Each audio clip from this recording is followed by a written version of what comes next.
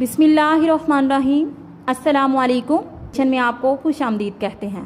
आज हम सफ़ा नंबर 59 पे दी गई सरगर्मी को हल करेंगे, जो कि है पढ़िए लिखिए। पढ़िए लिखिए।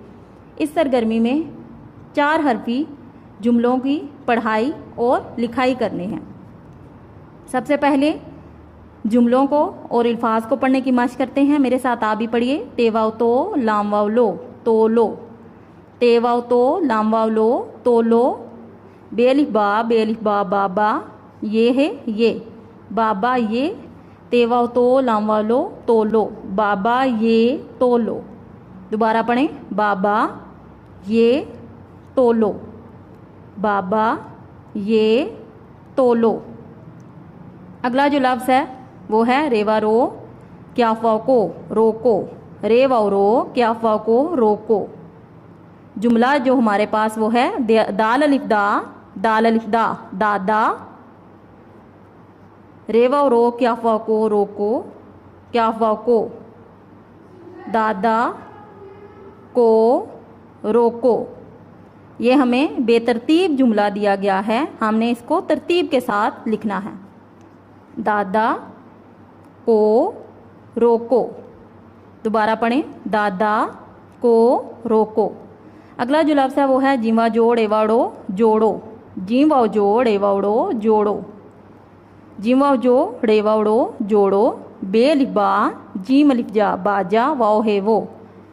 जोड़ो बाजा वो। ये भी एक बेतरतीब जुमला है, इसको हम तरतीब कैसे देंगे। वो बाजा जोड़ो। वो बाजा जोड़ो। ये हमने 4 हरफी अल्फाज और 4 हरफी जुमलों की पढ़ाई की। अब हम इनको लिखने की मशक करेंगे। दी गई खाली जगहों में आपने इन जुमलों को देखकर नीचे लिखना है।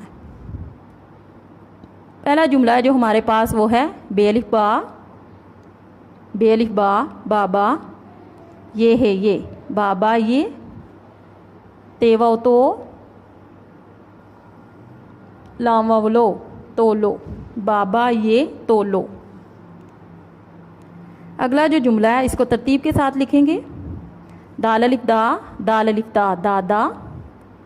क्याफाव को दादा को।